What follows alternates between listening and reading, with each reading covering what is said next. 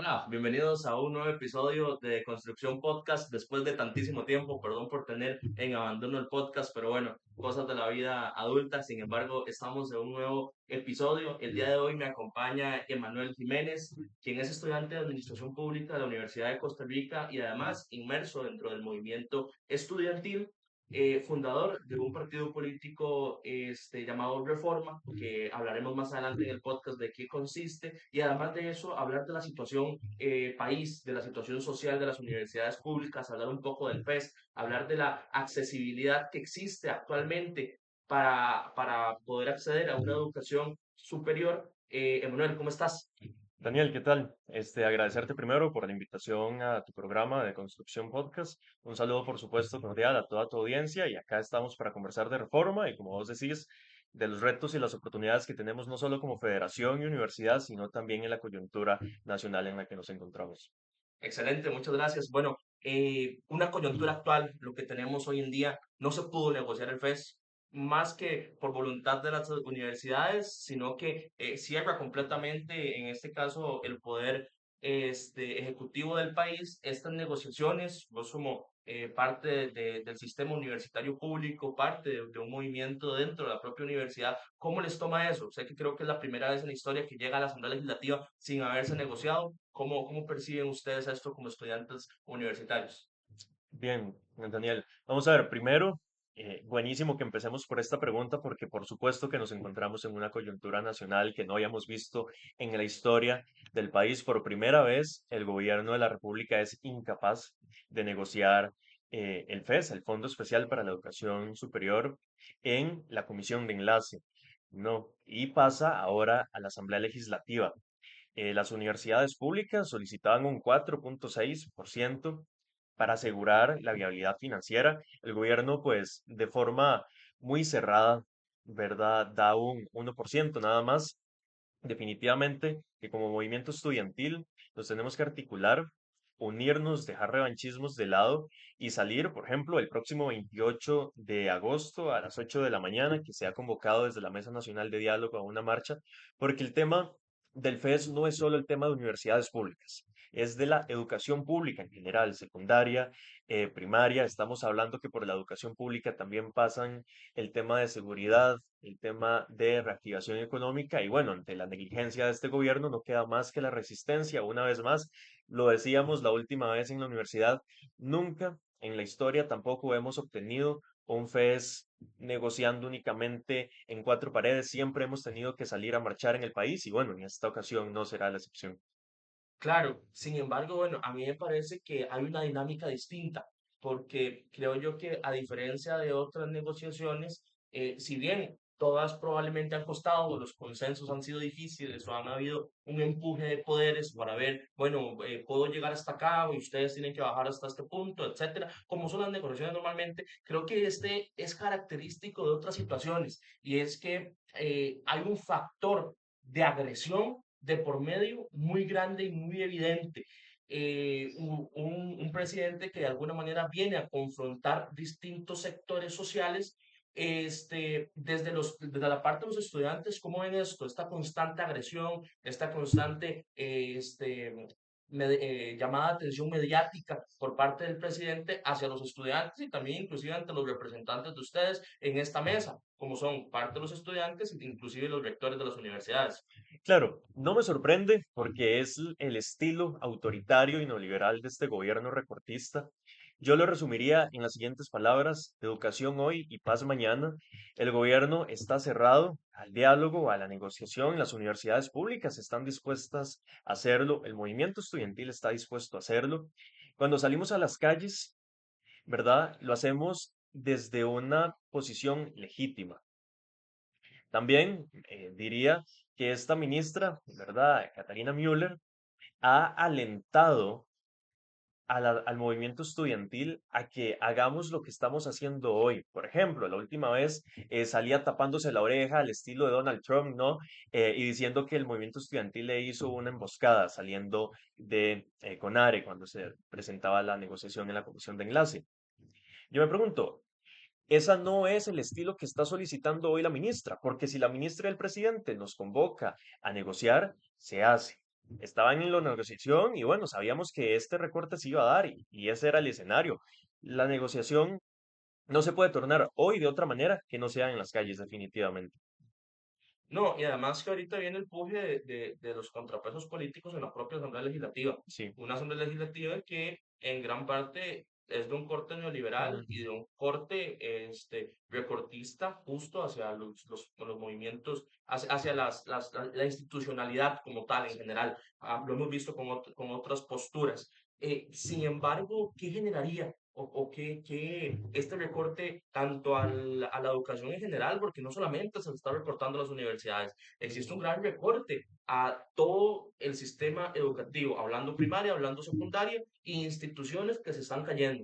Pero, ¿qué consecuencias este recorte al FES, este recorte a la educación como tal, podría traer? ¿Qué deben de esperar los estudiantes, las personas estudiantes que van a sufrir este recorte dentro del propio sistema educativo? Claro, bueno, respecto a eso, varias consideraciones. Primero, y considerando que ahora la negociación se va a tornar desde la Asamblea Legislativa, yo esperaría que las diferentes fracciones sean conscientes del gobierno que tenemos, recortista, neoliberal. Tengo esperanza porque si se logró aprobar, segunda moción de censura en la historia, porque la primera y única la tenía Juan Diego Castro contra la ministra Catarina Müller, da un mensaje de que en la Asamblea Legislativa saben cuál es la cabeza que tenemos al mando en nuestra educación, ¿no? Por ahí, de entrada. ¿Qué significaría? Bueno, significaría menos acción social, menos investigación, menos docencia, significaría un cierre en cursos, significaría reducir becas para la comunidad estudiantil y bueno, eso por supuesto que pasa por las venas y por el cuero de la comunidad universitaria. Eh, Tenemos que ver que un ejemplo como las becas responden a un fin social, responden a personas estudiantes que probablemente, bueno, estuve viendo hace poco unos datos, que el 69% de las personas ingresadas este año era por primera vez Sí. que una persona de esa familia asistiría a la Mm. universidad. Entonces, definitivamente responde a un fin social muy grande. Estas becas son para personas estudiantes que vienen de zonas rurales, que vienen ya sea a las sedes de aquí del centro o que están en otras sedes, y que además inclusive estas personas pasan muchas necesidades muchísimas veces, porque mentira que la beca llega a alcanzar. O sea, desconozco el monto exacto, pero creo que va entre los 170.000 colones a 200 y algo, si no ahorita me corregís con el monto exacto. Sin embargo, para el estilo de vida que existe hoy, el precio de los alquileres, el precio de la comida, el costo de la vida en general, no alcanza. Y estos recortes también vendrían probablemente a afectar, tal vez no en la cantidad que recibe cada estudiante, pero sí en la cantidad de personas que podrían ser admitidas. Entonces, desde la defensa del estudiantado, ¿cuál es la postura que se tiene en este sentido? Primero, de que cuál es la situación actual de los estudiantes becados, que si efectivamente pueden vivir con eso o que si más bien pasan algunas necesidades porque la beca no alcanza y además el hecho de que se le tengan que cerrar aún más las puertas a una educación superior a personas que desean ingresar a este modelo de estudio. Claro, bueno, ahí importante la consideración de que por lo menos la Universidad de Costa Rica cuenta con un sistema becado de 5 categorías, beca uno, 2, 3 y así hasta llegar a la quinta, siendo la quinta la mayor beca socioeconómica. Existe también la figura de pobreza extrema, que es un monto adicional para las personas en una condición pues, socioeconómica un poco más vulnerable. Por ejemplo, yo soy una persona becada, yo tengo la beca 5, eh, soy de una zona alejada a la universidad, entonces existe la figura de reubicación geográfica también, que es un apoyo extra socioeconómico, pues para poder venir e instalarte acá. Ronda los 240.000 colones, un poco más, un poco menos, depende de los días que cubra la matrícula, pero bueno, claramente que el panorama actual conllevaría a reducciones en todo el escenario universitario, cierres técnicos, incluso de unidades académicas, de programas de acción social, de investigación. Eh, por ejemplo, lo que vos decís muy atinadamente, la última vez, el 69% de personas universitarias fueron los primeros en llevar un título universitario a sus casas. Y yo me preguntaría si ese 69% se podría seguir sosteniendo o elevando inclusive sin una beca socioeconómica, ¿verdad? Definitivamente que yo no lo creo. Incluso uno con una beca nivel 5 pobreza extremas, algunos no alcanza. ¿Y por qué no alcanza? Porque el costo de la vida real sube día con día, los pasajes se elevan impresionantemente, los alquileres son carísimos, más en la GAM, ¿verdad? Y las becas se sostienen, porque esa es la realidad, ahorita se están sosteniendo.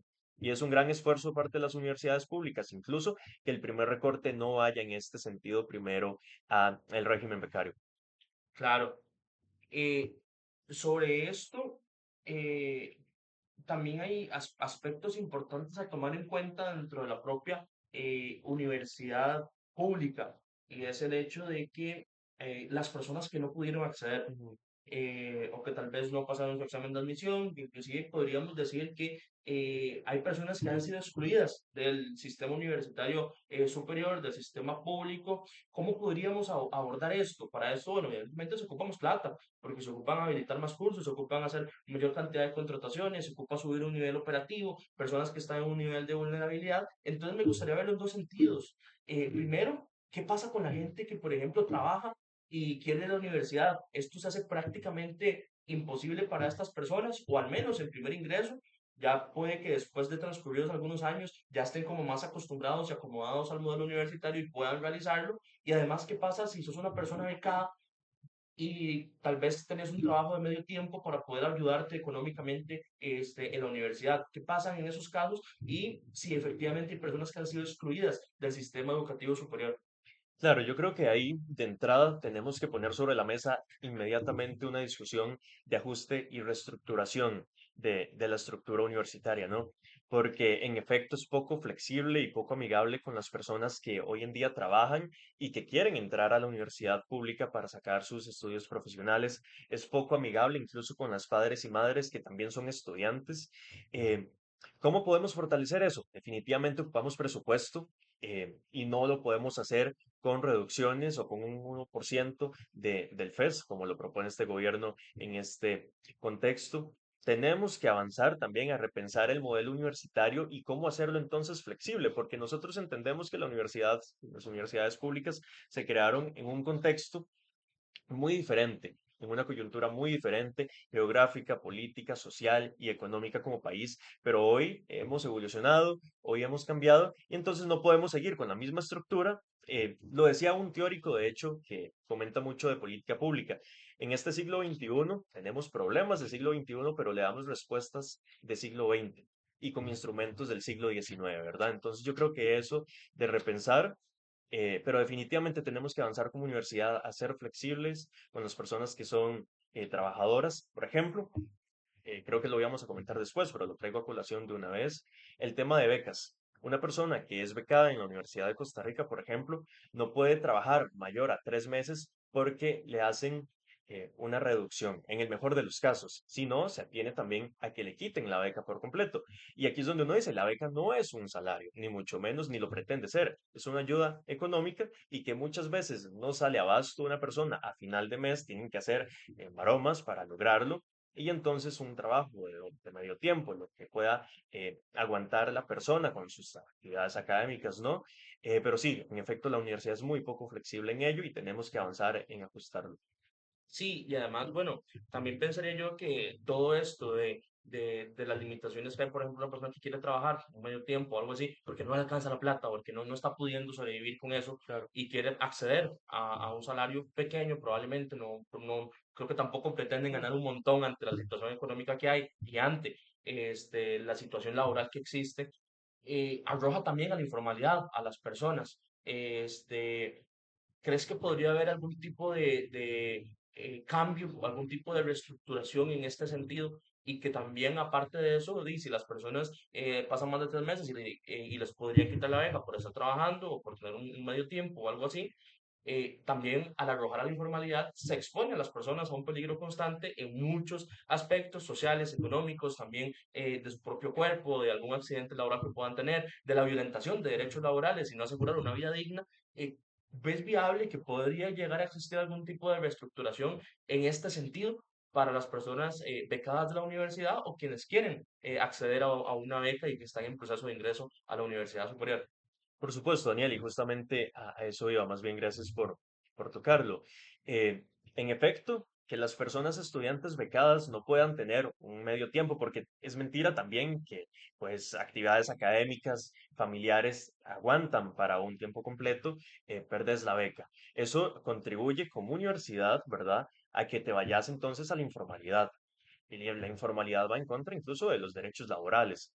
Definitivamente se puede hacer algo, por ejemplo, sería cambiando artículos específicos del reglamento de adjudicación de becas, eso se puede hacer desde el Consejo Universitario. Son discusiones que tenemos que estar tratando hoy y como movimiento estudiantil, como federación y como universidad no las estamos haciendo. Claro, en este caso, ¿quiénes componen el consejo universitario? Sé que, bueno, hay representación de los estudiantes, pero además de ello, ¿quién lo compone? Y que tal vez para poder tener la explicación, ¿qué es el consejo universitario y qué es lo que hace? Claro, vamos a ver, para resumirlo así en palabras muy eh, escuetas, dijéramos, el Consejo Universitario es como la Asamblea Legislativa, ¿no? De la Universidad de Costa Rica. Se encarga de aprobar políticas institucionales, el presupuesto institucional y además hacer los cambios o aprobar reglamentos y estatutos de la universidad. Lo conforman dos representaciones estudiantiles electas en campaña pues federativa. La ministra tiene un espacio acá de educación, el rector de la universidad y además colegios profesionales, ¿verdad? Representación de ellos y una persona de cada área de la universidad de De cada ingeniería, asociación. no, de cada área, como el área de ingeniería, ciencias ¿Ok? económicas, ciencias sociales.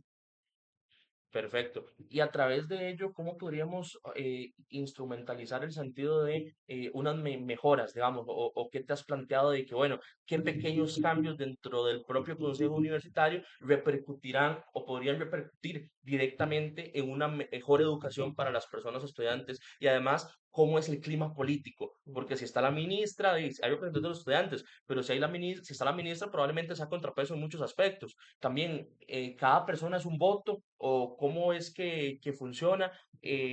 También está probablemente el tema de los colegios universitarios, qué papel juegan dentro de este, colegios profesionales, perdón, qué papel juegan dentro de esto y además qué pequeños cambios podrían repercutir en grandes mejoras al sistema educativo universitario.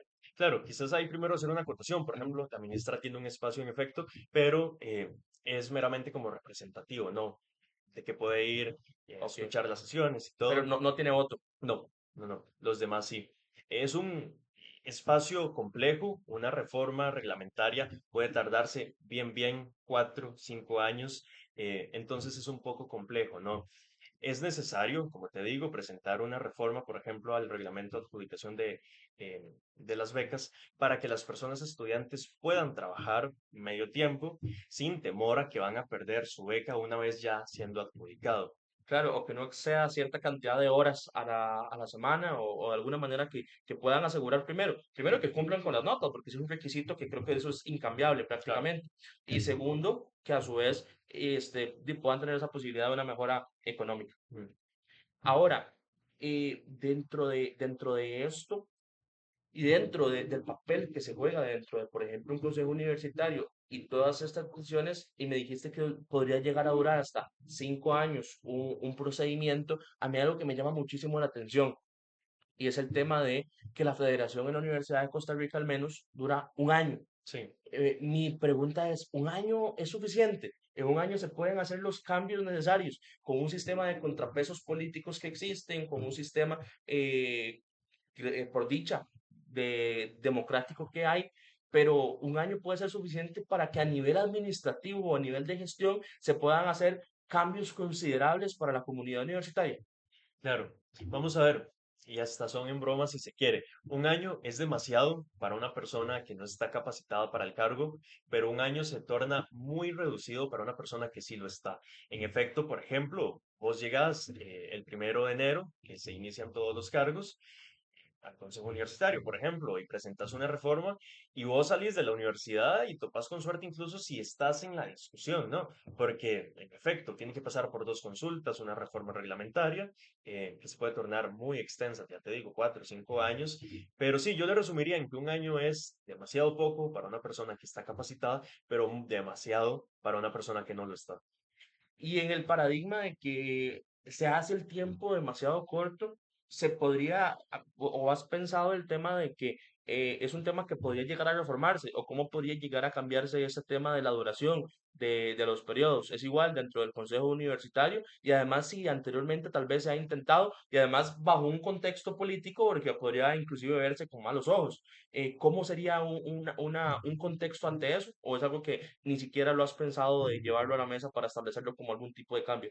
Claro, bueno, primero, esa es una discusión propia del movimiento estudiantil, ¿no? Entonces, dentro del organigrama o la estructura federativa se encuentra el Consejo Superior Estudiantil. Es como un consejo universitario, pero reducido al movimiento estudiantil, ¿no? Esa discusión se debería llevar ahí para cambiar el estatuto orgánico de la Federación de Estudiantes, por ejemplo, que es la que eh, genera, germina toda la normativa estudiantil. Yo creo que con un año estamos bien, para ser sincero, no creo que sea necesario cambiarnos como federación en ese sentido. Por ejemplo, incluso somos una de las únicas federaciones que va a elecciones con partidos pues, políticos con un periodo de 3 años, ¿no? De inscripción. Entonces, sí, a mi parecer estamos bien con un año de gestión. Igual tenemos la reelección inmediata de las personas, y es el caso que se quieren presentar para seguir con su proyecto político, pero en ese contexto yo también creo que si se crea un proyecto coyuntural y no un proyecto de egos personales, la persona que le siga que quedó como presidente o presidenta de la federación tiene que tener la capacidad y el liderazgo de seguir impulsando una agenda que es la que está en discusión. Claro. Mira, para cambiar un poco el tema, esta parte me queda súper clara, pero hay algo que me gustaría tocar y es el tema de que eh, los movimientos sociales en Costa Rica son complicados en el sentido de que cuesta que se pongan de acuerdo. Mi perspectiva es que durante muchísimo tiempo los movimientos sociales han estado cada quien por su causa. Los estudiantes viendo temas de educación, los sindicatos viendo temas laborales, los movimientos ambientalistas viendo temas del ambiente, etcétera, etcétera, cada uno en su campo. Y las universidades saliendo, por ejemplo, a las calles o saliendo a manifestarse cuando se da el tema FES. Sin embargo, hay muchos aspectos en los cuales se ha visto la necesidad de salir a las calles y tal vez la participación no ha sido lo suficiente o no ha sido como se esperaría de un movimiento estudiantil universitario, como ha pasado en el pasado.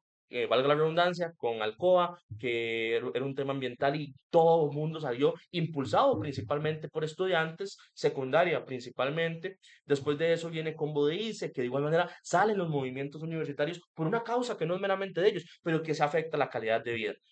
Por ejemplo, después sigue el TLC y misma temática.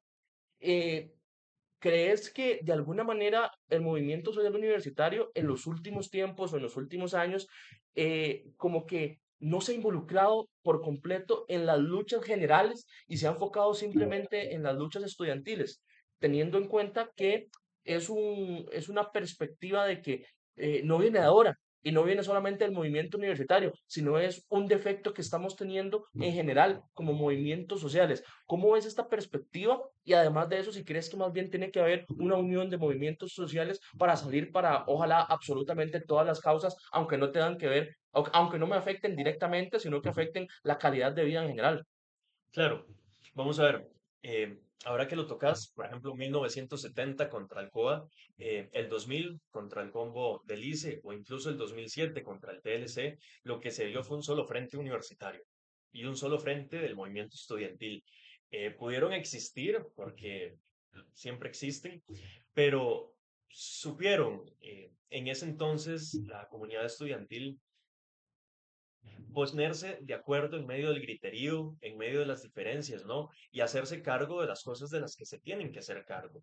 Esto no es un tema de egos políticos, de revanchismos, de ver quién queda mejor posicionado, es un tema país. No es un tema solo de las universidades públicas o de secundaria y primaria. No, es un tema de todos los sectores sociales, en efecto, como vos lo decís, porque la educación pública es esa primera semilla de movilidad social.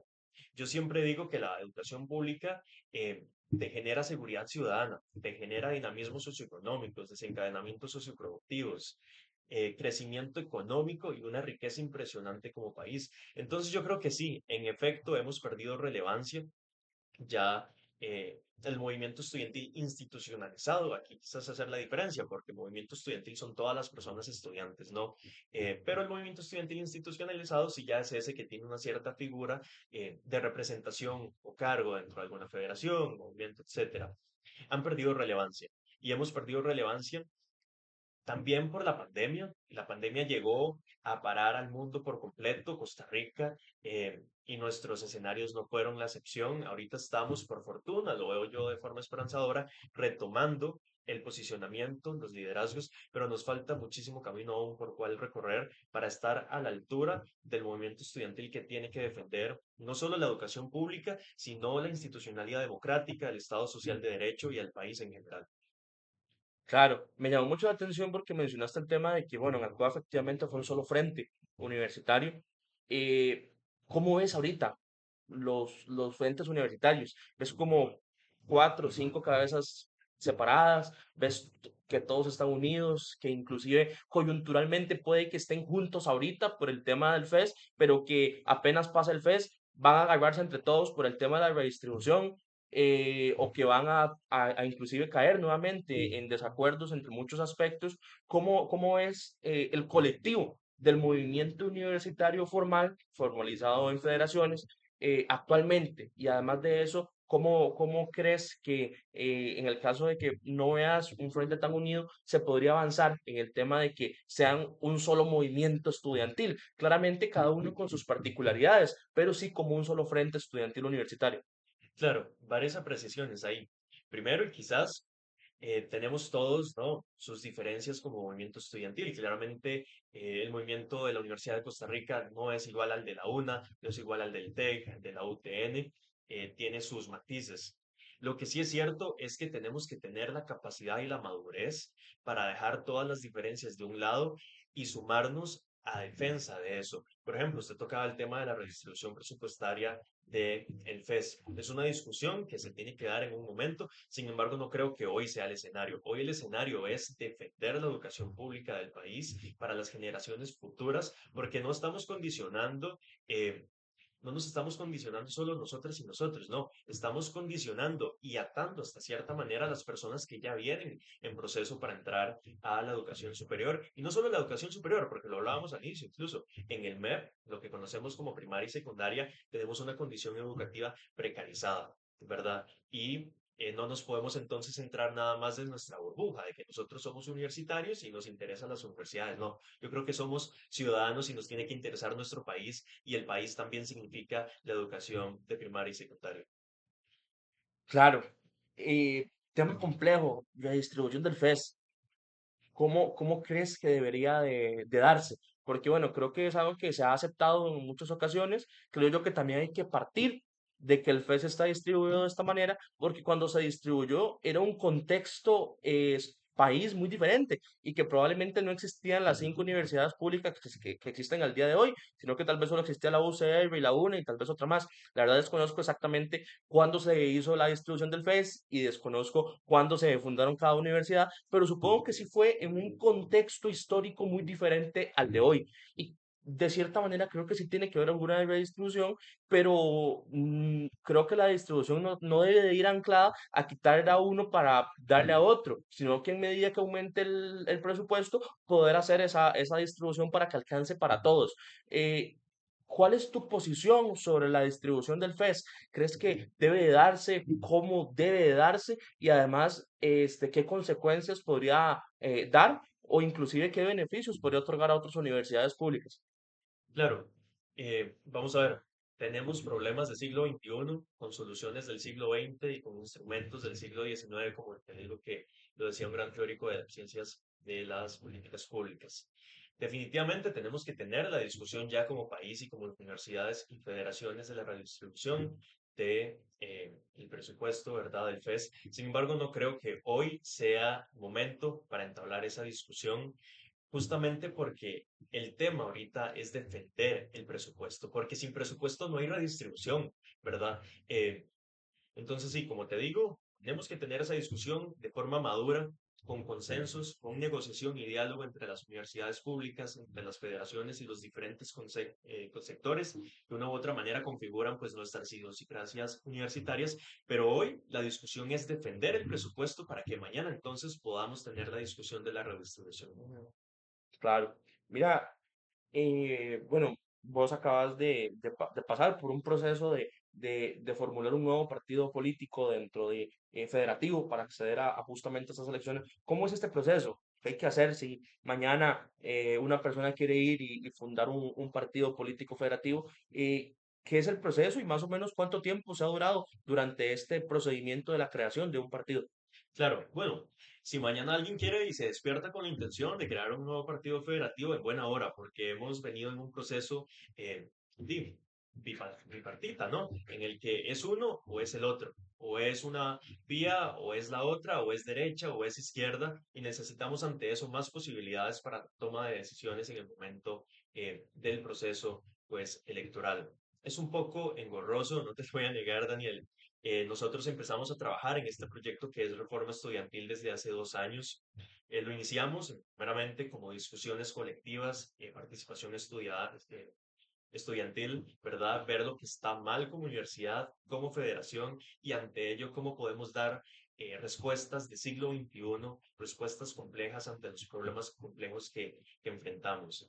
Empezamos en la discusión, ver hacia dónde queremos caminar como federación, como universidad, pero cuál iba a ser nuestra posición. Nuestra posición no aquí se trata de derecha o de izquierda, que si son blancos o son grises, creo que tenemos algo en común y es más que suficiente y es que somos personas estudiantes, tenemos que atender la salud pues mental de la comunidad estudiantil, que dicho sea de paso, el último informe que hizo la institución fue en el 2021 y arrojaba datos impresionantes y alarmantes también que nos tienen que tener discutiendo del tema. Por ejemplo, de las personas encuestadas por parte de la universidad, un 85% se encontraba en ese momento, me imagino que no hemos decrecido, sino crecido en ansiedad y un 41% en trastornos de depresión. Ante eso no estamos haciendo absolutamente nada, ni siquiera lo estamos discutiendo, ¿no? Pero lo traigo a colación justamente para decir de las cosas de que nos tenemos que hacer cargo y que no nos hemos hecho cargo por incapacidades.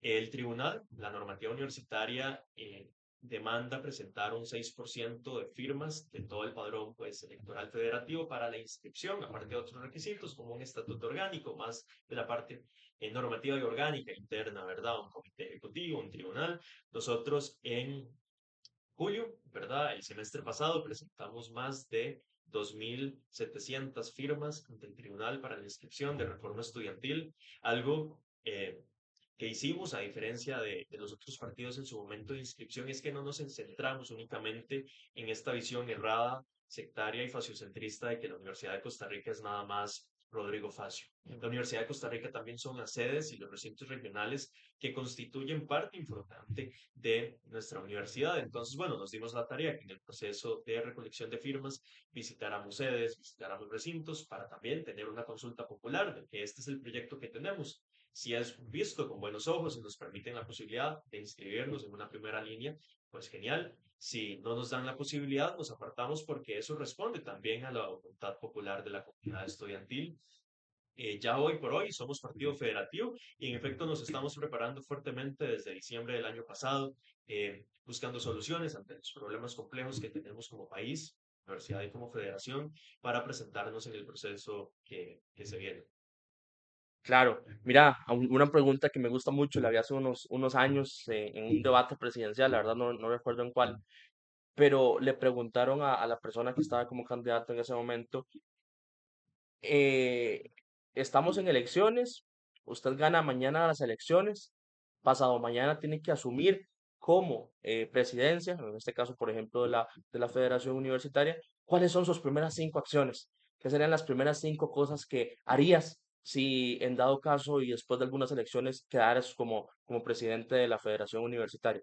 Sí, bueno, hay varias consideraciones. Quizás primero, no estamos en el tiempo del proceso electoral, inicia el 21 de octubre formalmente, de acuerdo al cronograma dispuesto por el Tribunal Electoral Estudiantil Universitario. Entonces, ahí sí no podríamos conversar quizás de fondo por todo el tema que estamos fuera del proceso y para no entrar en implicaciones pues, normativas. Lo que sí le puedo decir cinco cosas que de hoy tenemos que estar discutiendo y de las que nos tenemos que estar haciendo cargo. De regionalización. El presupuesto federativo, por ejemplo, de 2023 fueron alrededor de 320 millones. Daniel, acá no estamos hablando de 5, de 6 ni de 7 cifras. Estamos hablando de 8 dígitos del presupuesto federativo que se concentra mayormente en Rodrigo Facio. Yo comprendo que el presupuesto se creó en un momento donde la Universidad de Costa Rica no había avanzado quizás tan mayormente al proceso regionalizado, pero hoy en día contamos con 7 sedes, 4 recintos universitarios, que ahí también hay comunidad estudiantil con sueños y esperanzas de sumarse al 69% que comentábamos antes de primeras personas en llevar un título universitario a su casa. Entonces yo creo que como federación no podemos seguir sosteniendo una visión errada, sectaria y fasocentrista, como te digo, de que la Universidad de Costa Rica es solo acá. Por ejemplo, y traigo una anécdota, en junio, julio, el semestre pasado, mientras andábamos recolectando las firmas para la inscripción del partido, llegamos a la sede de Pacífico y un chico se acercó y nos dijo, claro, les voy a firmar porque de pronto yo voy a ser la primera persona que va a llegar con ese título universitario a su casa, ¿verdad? Si eso no nos hace entender como universidad y como federación que tenemos que seguir fortaleciendo el presupuesto federativo, el presupuesto universitario también para esas unidades académicas y dotarlas de mayor toma de decisiones, no estamos entendiendo nada como federación, incluso como país. No me voy a centrar muchísimo acá, pero incluso las sedes y los recintos regionales, me atrevo a decir, no son solo el futuro de la Universidad de Costa Rica, son el futuro de Costa Rica entera. ¿Por qué? Porque ahí, en las regiones donde hay mayor pobreza, mayores indicadores de desigualdad social, económica, educativa, donde la inseguridad ciudadana ha crecido impresionantemente, las sedes llegan a fungir no solo como movilizadores sociales, sino también como herramientas de desencadenamiento socioproductivos y dinamismo socioeconómico, ¿verdad? Entonces, ese es un primer tema que yo pondría sobre la mesa, que la federación que llegue, independientemente de cuál sea, tiene que asumirlo con responsabilidad. Después, el tema de transparencia y eficiencia financiera, porque como te digo, no estamos hablando aquí de 5 cifras, estamos hablando de 320 millones que no sabemos cómo se están administrando, si es que se están administrando, porque me atrevería a decir que incluso se cae en el error de gastarlo sin un análisis previo de la viabilidad, la factibilidad, qué impacto va a tener, si estamos hablando de un corto, mediano, largo plazo, ¿no? ¿Cuál va a ser la población beneficiada, afectada? También tenemos que estar hablando de salud mental, que decía antes, de acuerdo al último informe de salud mental que arrojó la institución, el 85% de la comunidad estudiantil eh, que llenó la encuesta se encontraba con ansiedad y un 41% en depresión. Ante eso nosotros contamos con el CASE, que es como la herramienta institucional donde la comunidad estudiantil puede llegar y solicitar atención psicológica. Pero mire, estamos no sobresaturados, extrasaturados con el cáncer. Y entonces nos vamos a quedar en el área de confort. Ok, estamos acá repletos, voy a ver qué hace. No, la universidad y la federación tienen que dar las posibilidades para que la comunidad estudiantil tenga una salud mental con bienestar, ¿no? El semestre pasado, desafortunadamente, hubo un suicidio de una persona estudiante. La universidad lo calla, la federación lo calla y hacemos cómplices de ello. Y es un tema también de política pública, de política de salud como país. No es solo un tema universitario. Tenemos que estar hablando también de becas. Lo decíamos antes, hay problemas, por ejemplo, traigo algo muy reciente de este semestre. La comunidad estudiantil de la Universidad de Costa Rica iniciamos el segundo semestre el 12 de agosto. Uno creería que lo lógico es que el 12 de agosto en la madrugada para la comunidad estudiantil becada ya cuente con su beca en sus cuentas bancarias. Bueno, resulta que hasta una semana después llega ese primer depósito. Siempre lo decimos con la comunidad estudiantil en son de broma.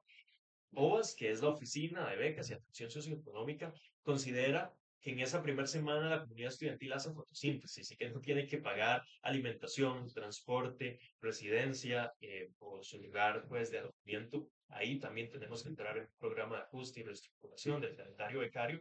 Pero sí, esas son discusiones que tenemos que tener hoy como país, como federación y que no estamos teniendo. Claro, mira, y me parece súper interesante porque de justo atañe a esta realidad y el tema de la cantidad de problemas psicológicos que sufre la población, y creo yo que también podríamos inclusive generalizarlo de alguna manera, que la población joven actual efectivamente sufre de muchos problemas psicológicos, o tal vez siempre se han sufrido, pero nos hemos encargado de hacer evidentes estos problemas y en buena hora, porque es una necesidad y se debía de hacer.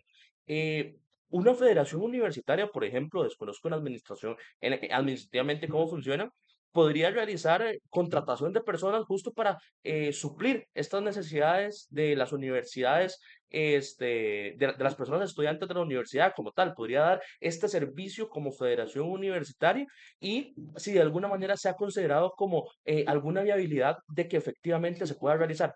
Sí, bueno, yo diría tres consideraciones. Primero, mayor presupuesto, justamente ahora que conversamos del PES, mayor posibilidad de invertir en infraestructura y en personal para la atención temprana, mediana y después posterior de salud mental. Eso en un primer punto. Después, por ejemplo, la Universidad de Costa Rica cuenta desde hace ya unos años atrás con la figura de consultorías jurídicas. Son consultores jurídicos, valga la redundancia, que están al servicio de las personas que quizás tienen posibilidades más reducidas de solicitar estos servicios. Podríamos pensar como universidad y como federación también en consultorías psicológicas. De la misma manera, podríamos venir incluso a descentralizar en gran medida el servicio que da el CASE, que te digo está sobresaturado, y en una tercera línea existen convenios público-privados. Podemos generar convenios o fortalecerlos, porque incluso estoy enterado que ya están con la Caja Costarricense del Seguro Social, con organizaciones sin fines de lucro. La cosa es hacernos cargo y pasar desde lo abstracto y de lo filosófico, el que tenemos un problema, a la acción y responder a lo que tenemos como país y confederación.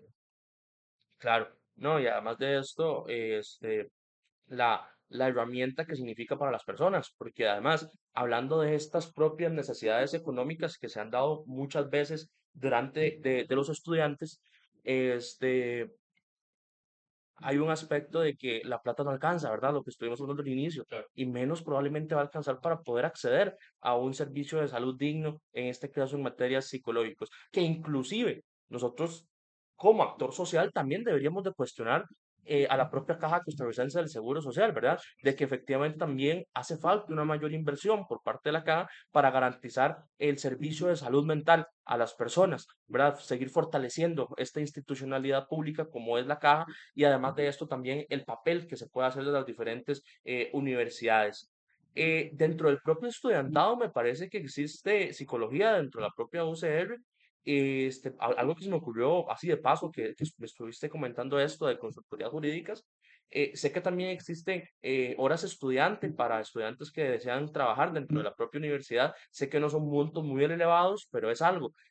¿Verías viable en algún momento, o no sé si ya existe, personas que ya con su carrera avanzada, por ejemplo en psicología, podrían dar estos servicios como horas estudiante a mismos estudiantes que tienen esta necesidad para poder cubrir tal vez o buscar como una viabilidad dentro de los recursos que ya se tienen? Claro, bueno, ahí quizás primero traigo sobre la mesa una experiencia un poco engorrosa, pero creo que funciona muy bien para ejemplificar lo que estamos hablando en torno a la salud mental. El año pasado, si no me equivoco, en el primer semestre tuve varios cursos de servicio en general, como fue precálculo y cálculo.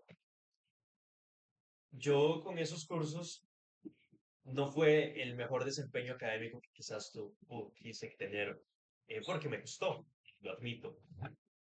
Eso desencadenó algo que nunca había experimentado y que era ataques de ansiedad nocturnos. Yo me encontraba en la noche ya en la casa, listo para dormir, y me agarraba un ataque de ansiedad muy, pero muy fuerte, a tal punto de paralizarme por completo por temor al fracaso académico, ¿verdad? Creo que no soy el único, espero ser el último, eso sí, en pasar por esto. Y bueno, me comunico con el caso, mando un correo de que, bueno, me está pasando esta situación y necesito que me brinden atención psicológica para poder conversar al respecto. Me responden primero ese primer correo como a la semana y media después, ¿no? Y me dicen que, ok, vamos a valorar si existe cambio para poderle dar una cita. Una cita que podría salir bien, bien dentro de 2 meses. Lo que quiero decir con esto, Daniel, es que hoy, quizás en una habitación, una persona estudiante de nuestra universidad puede tener ansiedad, depresión, ataques depresivos muy fuertes y que por no discutir esto y por no atenderlo, porque manda un correo, se lo responden dentro de 2 semanas y le dan una cita como dentro de 2 meses después. En 5 minutos esa persona puede tener la decisión desafortunada de acabar con su vida. Y nosotros entonces nos tenemos que esperar a que eso pase para decir, ok, la salud mental es un tema de interés público y un tema de interés institucional. Yo creo que no, es algo que tenemos que estar discutiendo desde ahora y por eso traía a colación el tema de las consultorías jurídicas, porque es un programa exitoso de la universidad. Justamente podemos pensar algo en torno a consultorías psicológicas y que la comunidad estudiantil, que puede ser atendida saturamiento que ya hablamos del CASE, pueda estar acá. El tema de horas asistente y horas estudiante implicaría adjudicárselas a personas estudiantes actuales, ¿no? Y no tanto ya graduadas. Entonces yo creo que sí sería mejor la figura de consultorías psicológicas porque nos permitiría incluso tener un programa como universidad y como federación, porque esto no se puede hacer solo desde una trinchera. Nos tenemos que unir como universidad junta a atender un tema que es de interés institucional como la salud mental y la salud en general de la comunidad estudiantil. Claro, y ese tema de las consultorías jurídicas, ¿cómo funcionan? Se saca una contratación, personas graduadas que vienen a dar el servicio, abren oficinas ciertos días para las personas que puedan acceder, o cuando existe necesidad se realiza, o es una alianza público-privada con alguna institución privada que brinda el servicio. ¿Cómo funciona este tema de consultorías jurídicas? Claro, desconozco el fondo del programa de consultorías jurídicas, conozco más que todo como lo que vos acabas justamente de comentar, si es un programa institucional, ¿no? De la Universidad de Costa Rica. Entonces, la propuesta sería más bien estudiar a fondo cómo ha funcionado, cuál ha sido el éxito, cuáles han sido los obstáculos también, ¿no? De las consultorías jurídicas y entonces hasta cierto punto hacer un copy-paste, ¿verdad? Pero en consultorías psicológicas y claramente adaptándolo porque son necesidades totalmente diferentes. Pero sí, es algo que como universidad nos tenemos que sentar hoy a revisar y poder presentarlo como una alternativa viable. Te decía, antes problemas complejos, solo podemos salir adelante con soluciones complejas y reformas a las cosas que ya están sobre la mesa. Sí, claro. Bueno, ¿no? Y además que va a ser un tema continuo, ¿verdad? No es un tema que acaba, Por supuesto. digamos, que se ataca en primera instancia y que ahí va a quedar, sino que es un tema de una continuación prácticamente que permanente. O sea, un programa universitario permanente porque los problemas en este sentido siempre van a existir. Emanuel, hablamos un poco del fondo, de muchas cosas. Me gustaría saber cómo ha sido el proceso para vos de la creación de un partido, de este reto. Además de eso, también probablemente hay aspectos económicos de por medio que hay que hacer, el tema de traslados, el tema del apoyo de la gente, porque creo que un partido político no lo conforma una persona. Ya Por me dijiste supuesto. que hay que tener 2.600 firmas, pero además, ¿cómo ha sido esto? Y también cómo está la coyuntura política justo de las elecciones federativas de la Universidad de Costa Rica. Sí, vamos a ver, Daniel, quizás empiezo con una anécdota también del proceso cuando nos encontramos recogiendo firmas. Fue justamente igual en la sede del Pacífico. Entramos al aula, nos presentamos, decimos que estamos creando el proyecto de reforma estudiantil, la perspectiva regional, que por supuesto es ahorita el estandarte de nuestra propuesta. Y en eso, una muchacha de forma legítima levanta la mano y nos hace una consulta y nos pregunta que ¿cuál es la diferencia para confiar en este proyecto cuando no hemos sido las únicas personas que hemos pasado por el aula a pedirles el apoyo? Daniel, le debo confesar que en los primeros segundos de esa pregunta no supe qué responder. Lo analicé muy rápidamente, porque claro, toda la clase nos estaba viendo y teníamos que darle una respuesta. Pero recordé cuando éramos nosotros los que hoy estábamos parados al frente, los que estábamos en el pupitre. Y que claro, entraba gente solicitando el apoyo. Y el punto de inflexión y lo que me esclareció cómo responderle es que nosotros estábamos ahí en esa condición de estudiante, en el aula, en el pupitre. La gente llegaba a decirnos lo que uno quería escuchar. Y casi que lo que vos estás pensando te lo retrataban. Era impresionante. Nosotros sabíamos que nosotros estábamos ahí para escuchar lo que la comunidad estudiantil quería decir. Y esa fue mi respuesta. No voy a decir el nombre por cuestiones obvias, pero le respondí que mientras los demás estaban ahí para decir lo que ella quería escuchar, nosotros estábamos para escuchar lo que ella quería decir. Eh, Ese ha sido el proceso de escucha, de participación, de diálogo, de saber qué es desde todos los sectores que conforman la idiosincrasia universitaria, porque esto no es un tema de egos o de aspectos personales de que esta es nuestra agenda, no, no es nuestra agenda, es la agenda de la gente, de la comunidad estudiantil, de nuestra universidad. La respuesta ha sido muy buena. Te confieso, nunca es fácil crear un proyecto de cero. Iniciamos dos personas hace 2 años, tocamos puertas, ya somos un equipo que ronda más de las 76 personas, el último recuento que estábamos haciendo, y aparte de esas 76 personas como tal dentro de la militancia, ¿no? como base. Como base, el apoyo ha sido impresionante en sedes y recintos. Por ejemplo, hemos tenido un buen acogimiento en la sede del Pacífico, la sede Occidente, del Guanacaste. Incluso ahora estamos con una buena eh, parte del equipo en Caribe, lo que es Limón, ¿no? Entonces, ha sido muy esperanzador. Creo que tenemos la oportunidad en este proceso, y no hablemos de elecciones, sino como coyuntura, como país, como universidad y como federación, hoy, en el contexto en el que nos encontramos, de hacernos cargo de las cosas que en el pasado no nos podemos hacer cargo por incapacidades y justamente por los revanchismos políticos.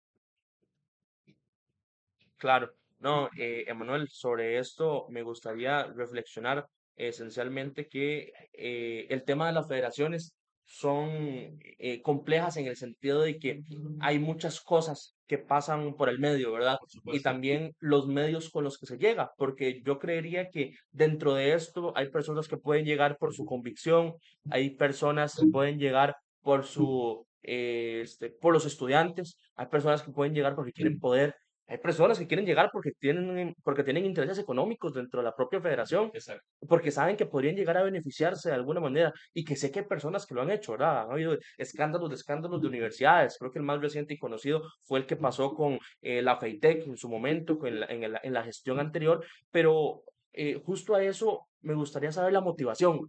Vamos, si hay personas que llegan por convicción, si hay personas que llegan por el estudiantado, si hay personas que llegan por poder. ¿Qué te motiva a haber empezado este proyecto de partido político federativo? Claro. Primero, diría que hay que parar y poner quizás un poco la barba en el ojo, ¿no? Ahorita hay partidos políticos federativos que lo que están haciendo es siguiendo directrices de partidos políticos nacionales. Hemos instrumentalizado por completo el proceso. Hemos pasado de luchar por la comunidad estudiantil a luchar por espacios y cuotas de poder y de representación, porque quizás saliendo de ahí ya tienen asegurado una diputación o ya tienen asegurado un espacio en un foro, ¿no? Entonces es justamente lo que vos decís. Nos motiva algo personal o algo colectivo como proyecto. Definitivamente dentro de Reforma Estudiantil lo que hemos construido no son seguidores como los demás, es un equipo. Y un equipo desde la base donde nadie es más que nadie, donde no es una cúpula política de 3 personas los que terminan diciendo si es A, B o C. No, hemos construido una familia incluso en este tiempo donde hemos aprendido mutuamente y hemos enseñado también las cosas que sabemos. Estamos acá y empezamos a trabajar en el proyecto, y sé que hablo en nombre de todo el equipo por un tema coyuntural. La Universidad de Costa Rica, el país y la federación, y hago hincapié siempre en los tres actores, porque esto no es una cosa unipersonal o unilateral, no, es una situación bidireccional donde todos los actores tienen que eh, concurrir conjuntamente. Es por algo coyuntural. Como país nos estamos enfrentando a un gobierno de corte neoliberal, a un gobierno recortista que no cree en los derechos humanos, que no cree en la educación pública como un mecanismo de movilidad social, de desencadenamientos socioproductivos, ¿no? Que piensa que la seguridad ciudadana se resuelve con más policías en la calle. Yo creo que no se resuelve con más policías en la calle, sino con más estudiantes en las aulas.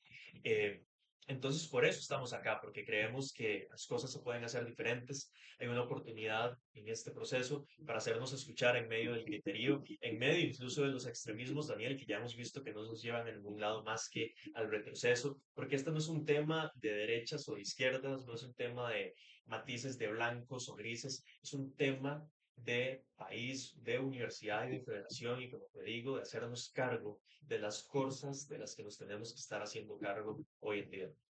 Claro. Bueno, Manuel, estamos llegando al final de este episodio. El tiempo se nos ha pasado voladísimo.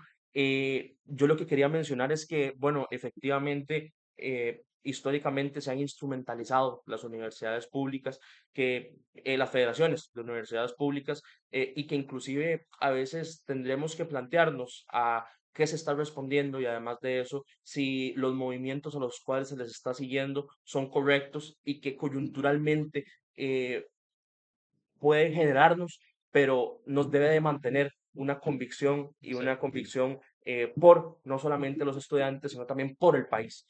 Y creo yo que eso es lo que haría de que no simplemente nos sumemos a algunas causas, sino que ser parte de todo lo que afecta a la situación país, de que ya sabemos que estamos en una situación muy crítica, que como juventudes probablemente no vamos a acceder a una casa digna, que no vamos a acceder a servicios como los que tenemos ahora, A una pensión. a una pensión, no vamos a acceder exactamente. Entonces que como juventudes ya estamos destinados a que nuestro futuro va a estar condicionado a muchas cosas y que Claro. no vamos a tener la oportunidad de acceder a los programas sociales que en algún momento se fortalecieron, que por dicha seguimos teniendo caja, pero que hay que cuidarla y hay que defenderla, que sigue habiendo INS, pero hay que cuidarlo y hay que defenderlo, que sigue habiendo el Instituto Costarricense de Electricidad, pero que hay que cuidarlo, y que hay universidades públicas y universidades públicas que te dan beca, que es excluyente en algunos aspectos, sí, pero que no deja de ser un fin social y que más bien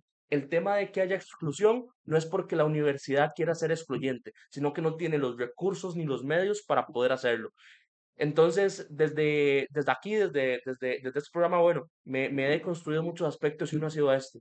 Y es el hecho de que no solamente tenemos que participar de una causa porque seamos partícipes de la causa, sino porque, o porque nos afecta directamente, sino porque todo es una composición a nivel país que tenemos que construir entre todos y que, bueno, ahora también hay que construir lo que hemos hecho por algunos años.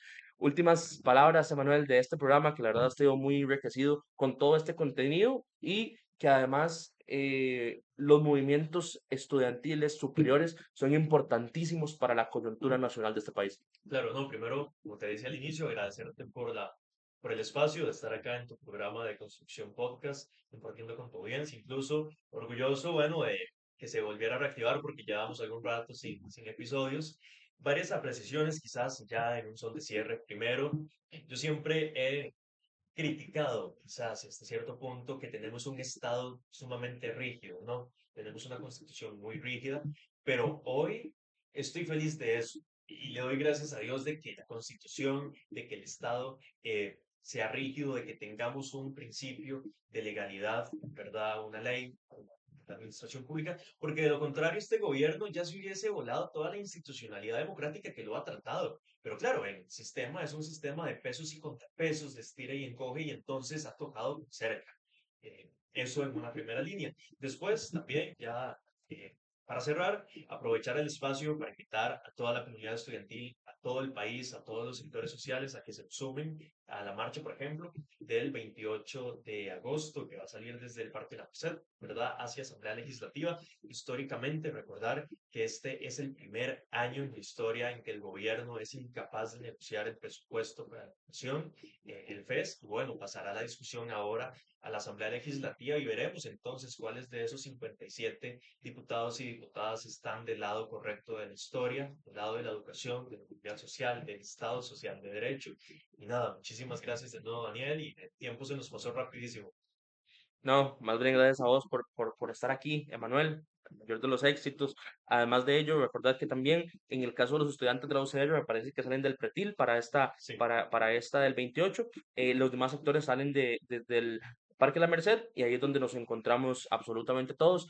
A la gente que nos estuvo viendo el día de hoy, agradecerles por la sintonía, reactivando un poco, disculpas por estar desaparecido tantísimo tiempo. Sin embargo, aquí seguimos en un proceso de construcción, ya saben, que sacar un poquito del saco que traemos sobre lo que nos constituye como persona para poder empezar a relacionarnos y a ser una mejor persona a través de lo que vamos agarrando de las diferentes circunstancias de nuestra vida. Y nos vemos en un próximo episodio de Construcción Podcast.